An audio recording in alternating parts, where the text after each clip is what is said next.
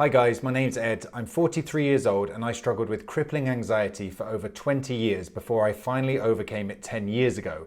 I went through decades of struggle because I didn't have anyone to properly guide me on my journey with anxiety. I spent tens of thousands of dollars on therapy, supplements, and quick fixes. I even flew down to the Amazon rainforest to take ayahuasca with shamans. But no shaman, doctor, hypnotherapist, or counselor was ever able to really help me.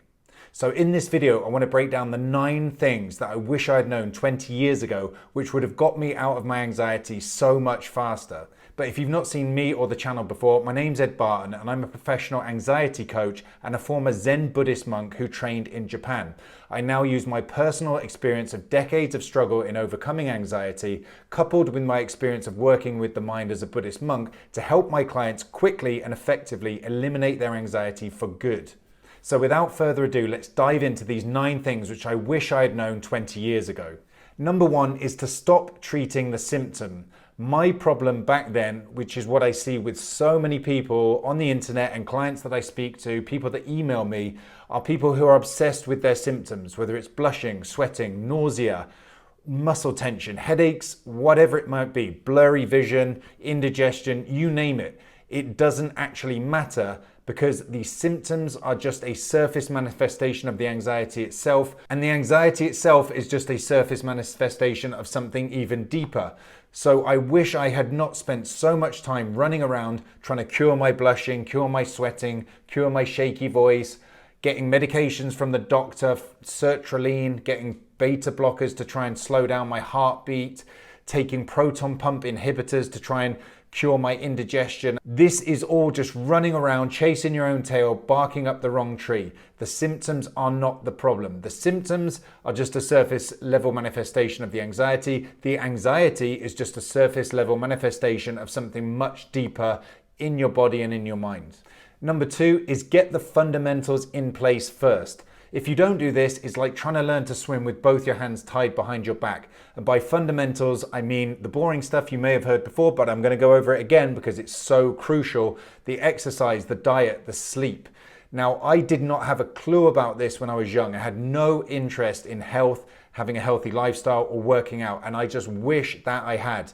I didn't get in shape until I was 32 years old. It's harder to build muscle then. If you're watching this now and you're under 30, it means you have much better testosterone than I had when I was trying to overcome anxiety. So just get into the gym, get jacked, put on some lean muscle, get a physique that you're really happy with because that will boost your self-esteem.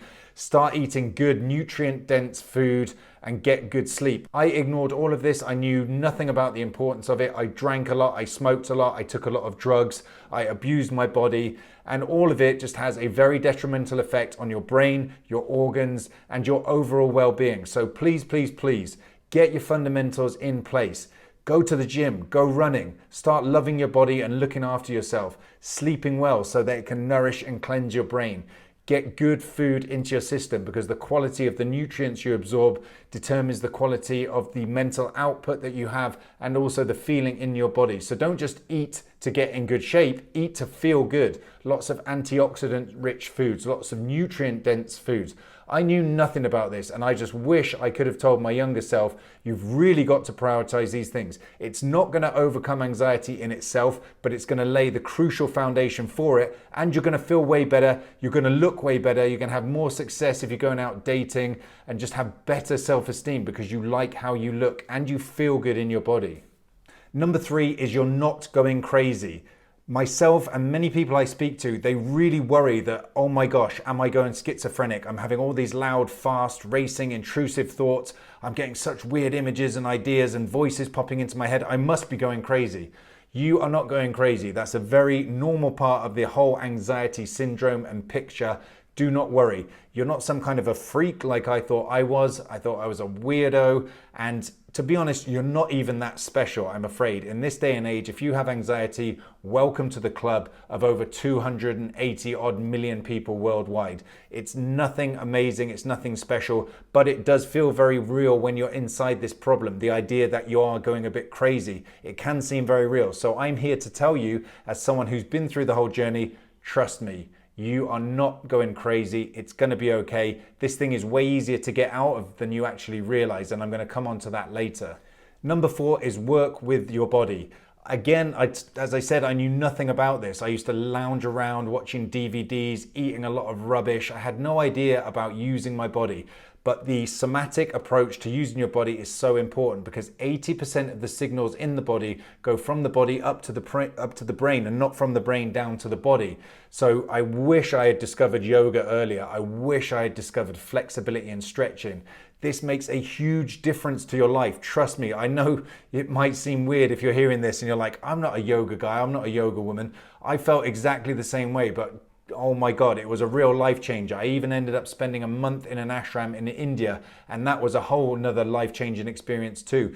Work with your body because anxiety gets written into the body. I was traumatized as a child, so my muscles became very tense. My nervous system was dysregulated and that became manifested in the body. It will be the same for you. So please work with your body. Do myofascial release to let go of some of this tension, to loosen up this body armoring which you've built up through your fight, flight, freeze response, through your tension and your defensive stance against the world.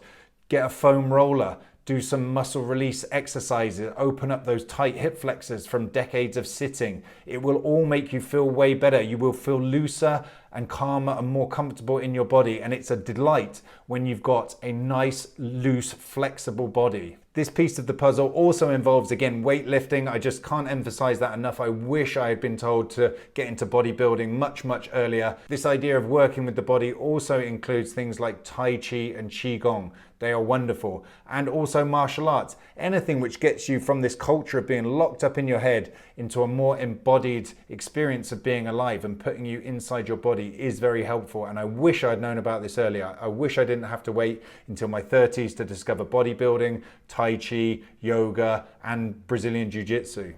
Number 5 is that the fundamental root of anxiety is because you don't feel safe. When a human organism does not feel safe, it goes into a fight, flight, or panic mode.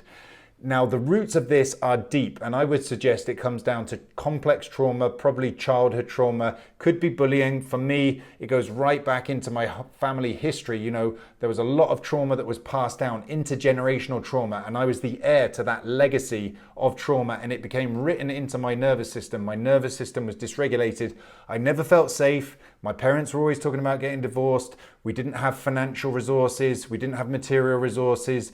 The house was a mess. It was chaotic. There were suicide attempts. There was drug overdoses. The whole thing was a mess. So I didn't feel safe. There was a panicked little boy inside of me that was there until the age of 32 when I started to figure this whole thing out. So I would suggest inside of you is probably a very scared, panicky kid, part of your younger self that just needs soothing. Just let them know that it's going to be okay, because that's what I really want to get across in this video as well. It is going to be okay. So the root of anxiety, which is never really touched upon, is this insecurity. There's a feeling of panic.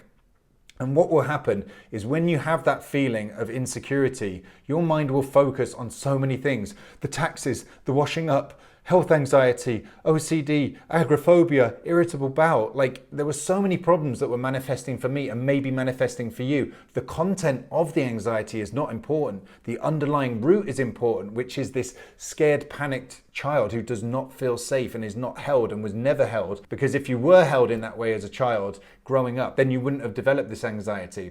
So it is very deep rooted, and almost across the board, from what I see and in my own experience, it comes down to this feeling of not feeling safe. Number 6 is that your way of thinking is a big part of the problem. It took me years to understand these ideas about cognitive distortions, maladaptive thinking patterns, low self-esteem, toxic shame. Nobody told me about this stuff. I had to grope around in the dark and learn all this stuff by myself. So I hope this will fast track it for you. What's going on in your mind is a massive part of your anxiety. How you talk to yourself, what you do when you start having an anxiety episode and how you deal with that. Are you treating yourself with compassion, or are you compounding the problem by punishing yourself with a negative, critical inner dialogue? There are all these things which go on inside us which really feed our anxiety, and usually it is also linked to a lot of dysfunctional relationship with ourselves, this low self-esteem, the self-sabotage, the criticism that goes on. So you've really got to understand how you think, What is your explanatory style? How do you interpret reality? Your whole view of yourself. Do you have facial and body dysmorphia like I did, which made me blush because I didn't want people to look at me and fed my social anxiety? What is it that's going on inside your head? What are you telling yourself and how are you speaking to yourself? Because this is such a huge thing. And most people, there's apparently around 85% of people with low self-esteem, which means 85% of the people in the world are walking around talking to themselves in a way that they would never talk to other people, punishing and criticizing themselves in a way that they would never do for anyone else. So please take a good look at how are you thinking? What are your mental models, your mental schemas, your explanatory style? Are you pessimistic? Are you optimistic? All of these things, they're so crucial, and I wish I'd known about them before, and I wish I'd known about them much earlier. Number 7 is that love is the antidote to anxiety. And I know this may sound like some woo-woo hippie stuff, but trust me, over these long decades of dealing with all these complex mental health problems I had, I've realized that love is the key. And I'm talking about love for yourself, self-esteem, building your appreciation for yourself, and self-compassion. Because what happens with anxiety is if we treat ourselves in a punishing way, like you shouldn't do that, you're so stupid, why did you have another panic attack, why did you embarrass yourself in the meeting at work, it creates more tension. It's like hitting a child with a stick. It just makes them stiffen up. The way you relax is through love. Love is like a warm sun, which just helps the whole organism to just relax and open and unwind. So you bathe yourself in self-compassion. And this sounds very ick and very woo-woo to Western people because we're just used to punishing ourselves, 80-hour weeks, drive harder, all stick and no carrot. But really, you have got to learn to love yourself, because it sounds trite, but when you've got that inner core of love, you have that inner core of reassurance, that inner core of self-compassion, you're not constantly externally focused on what other people are thinking of you. That puts you in a rock solid situation. And every anxiety sufferer I've coached over the last 7 years has always had a huge problem with self-esteem. They have an empty core inside where they have no self-assurance, which means that they then have an external locus of evaluation, which means you put all of your self-esteem and all of your opinion and evaluation of yourself on other people. You're constantly hypervigilant, looking in other people's eyes, reading their expressions, wondering what they're thinking about you. Have you got their approval? Did you get a good mark on your paper? Did you get a pat on your head in the appraisal from your boss? If you did, then you could feel okay. But no, that's completely wrong. It's completely inverted. It has to all be coming from the inside. And I know that sounds easier said than done, but trust me, this is coming from a guy who used to pump himself full of all kinds of illegal drugs and smoke and just disrespect himself and destroy his own body and his own mind. And I learned to really love myself and feel good and self-assured in myself. So it can absolutely be done. Number 8 is that anxiety is like a bad dream. When you get out of it, you can't believe that you were stuck in it. It seems so real at the time. And this might sound like a bit of a strange one at first, but stick with me here. There are many reasons for this. When you're inside anxiety, there are many things that your brain is doing to trick you to stay locked in the anxiety. One of the big parts of it is the reticular activating system, which confirms the biases that we have in our mind. If we're walking around thinking that people think we're strange, or that they know that we have insufficiencies and anxieties and they can see that in us, we look into their face because we're primed to see their judgment and their pity and so on. And we see exactly what we think we're going to see. So it confirms our already held biases. It's like having a hammer and then everything looks like a nail, right? Once you got a hammer, everything looks like a nail. So we have to change these biases that we're carrying in our mind. And this also loops back into the point I wanted to make earlier, which is it is going to be okay. Trust me, it really is a bad dream. There is trauma that you've experienced, which is dysregulating your nervous system. Once you work with the body, work with the mind, and as I'll say in the next point, work with your whole life, then you overcome anxiety, you come out of it and you look back and think, that was like a crazy trip that I can't believe I got sucked into. But it seemed very real at the time. But this is the nature of the problem with anxiety. There are mechanisms within the brain, like I said, the reticular activating system, which is confirming this idea that it's so serious, it's so permanent, that we're locked in it forever. But it absolutely is not the case. Number 9 is to build a life you love. And by this, I mean fill your life with things that you enjoy, identify passion and purpose, have goals, work on your finances, work on your body, work on your relationships. I was never told this as a younger man, and I had to figure it all out at the age of 32. And the reason this is so important is because the more you can fill your life with positive energy, the more you have positive people in your life, and you're working on your relationships, you're working on a business project, maybe you're building a side hustle, you want to be an entrepreneur, you're working on your body, working on yourself, working on your mind, improving yourself, you have goals, direction, passion, purpose, vision. This is so important because you're not just then drawn into the anxiety and ruminating on your problems, and it also diminishes the importance of anxiety in relation to your whole bigger picture vision, wider vision for your life. Now, I'm not saying that this is going to solve all of the problems. It's more like once you've done some of the other work, this kind of positive lifestyle just helps to reinforce a lifestyle where you don't feel anxiety because you have a lot of positive energy going. It creates a lot of serotonin, a lot of dopamine. You're excited about life. You're happy in yourself and you're looking forward to things. So you're not constantly dwelling on negative aspects. Even if you do have a bit of a setback, you focus on your goals. You focus on what's going well in your life. You've already rewired up your brain to be more optimistic anyway at this point. So building a life you love, it's a way of like bulletproofing yourself against more anxiety or anxiety setbacks because you're really invested in the future, you're happy about what you're doing, you have a vision. And so many people that I speak to, young guys with anxiety, they don't have any kind of vision or purpose. And if you're just wallowing around aimlessly, it's very easy for your mind to get distracted with social media, with things that feed anxiety, or focus on your anxiety problems. Get a vision, get excited and invested in your own life. Get excited about your future, lock in a vision, feel that you're building towards something important, and that will fill you with a lot more positive energy, which makes it much harder to slip into a doom scrolling, junk food eating kind of lifestyle.